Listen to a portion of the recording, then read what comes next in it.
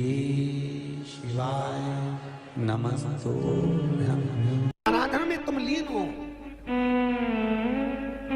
महाराज दुनिया के लोग नहीं समझते कि शंकर पर जल चढ़ाने का क्या लाभ है। शिव महापुराण कहती है अगर एक दिन शिव महापुराण की कथा कहती है सोमवार के दिन भगवान शंकर को अगर जल चढ़ाया जाता है तो घर में तेज लक्ष्मी प्राप्त होती है। क्या मिलती है? तेज लक्ष्मी। कर बैठी थी, उनके नेत्र से अश्रु गिरा, उससे बेलपत्री उत्पन्न हुआ। काय का वृक्ष उत्पन्न हुआ? बेलपत्र। पूरी दुनिया में केवल एक बेलपत्र का वृक्ष कैसा होता है जिस वृक्ष के नीचे माता लक्ष्मी शाम के समय पर बुआरी लगाने के लिए जाती है, झाड़ू लगाने के लिए। बेलपत्री के पेड़ पे बेलपत्र का वृक्ष जिसके यहाँ लक्ष्मी नहीं दिखती हो, पैसा घर में नहीं आता हो, बहुत चिंता लगी रहती हो, लक्ष्मी से जुड़ी हुई, व्यापार से जुड़ी हुई, पैसा आ ही नहीं गया, बहुत मेहनत कर रहे हो। सोमवार की सोमवार 5 सोमवार बेलपत्री के पेड़ के नीचे एक घी का दिया लगाना चालू कर दीजिए। शाम के समय थोड़ी सी मिट्टी बेलपत्री के पेड़ के नीचे की उठा कर लिया, घर के अंदर लाकर इतनी सी मिट्टी लाकर पटक दीजिए। 5 सोमवार करके देखो, छठे सोमवार पे करने की जरूरत नहीं पड़ेगी, व्यापार अपने आप बढ़ना चालू हो जाएगा।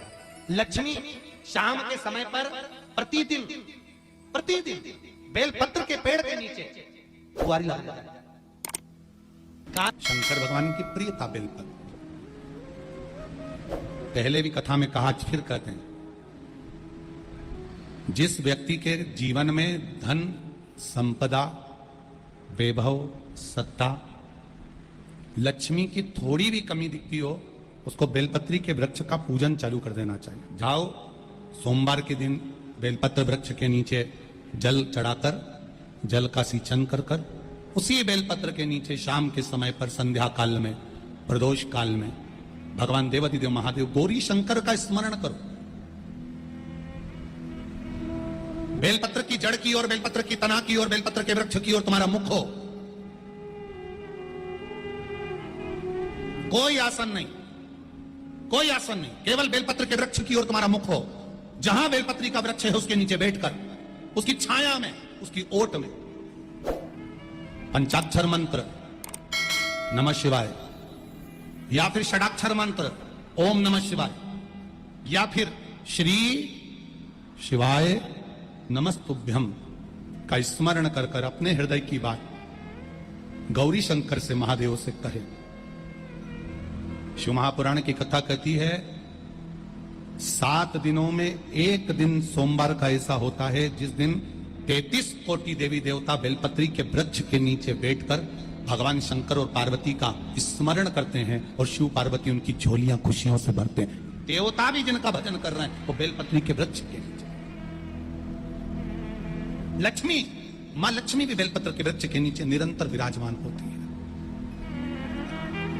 और आप लोगों से एक निवेदन और करना चाहेंगे, ये मनुष्य का शरीर जब तक रहे, ये मानव की देह जब तक रहे, जिंदगी में एक बेलपत्री का वृक्ष अपने रहते रहते कहीं पर भी लगाना, उसको बड़ा करना, उसको बड़ा कर कर जैसे अपने बच्चे को बड़ा करते हो ऐसे लगाकर बड़ा कर कर महादेव से कहना कि मैंने अपनी जिंदगी में, मैं मर भी जाऊं, मेरे प्राण छूट भी जाएं, मेरे जाने के बाद मेरे घर के लोग एक लोटा जल चढ़ाएं ना चढ़ाएं, बेलपत्री चढ़ाएं ना चढ़ाएं, पर ये वृक्ष मैंने बेलपत्री का लगा दिया। अगर मैं मर भी गई तो मेरे मरने के बाद भी मेरे हाथ की बेलपत्र महादेव को चढ़ती रहेगी, महादेव को प्राप्त होती रहेगी। लगाओ, एक बेलपत्री के पौधे को छोटे से बड़ा करो, बड़े से बड़ा करो, बड़े से बड़ा करो, और बड़ा करने के बाद उसको कहीं तुम्हारी मर्जी पड़े जहां, उस बेलपत्री के वृक्ष को लगाओ। अगर गलती हो गई है, बहुत गलतियां हो गई, बहुत दुख पड़ गया, तकलीफ में आ गए, लग रहा है कि मुझसे बहुत गलतियां हुई है, बाबा मेरी नहीं सुन रहा, ये बेलपत्री का भाग की डंडी पीछे की ओर कर, जहां बैठकर बेलपत्र चढ़ा रहा,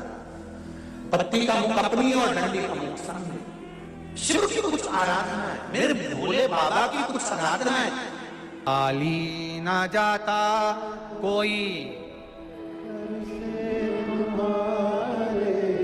खाली ना जाता कोई, दर से तुम्हारे मैं भी खड़ी हूँ बाहें बसा, मैं भी खड़ा हूँ नन्ही बाहें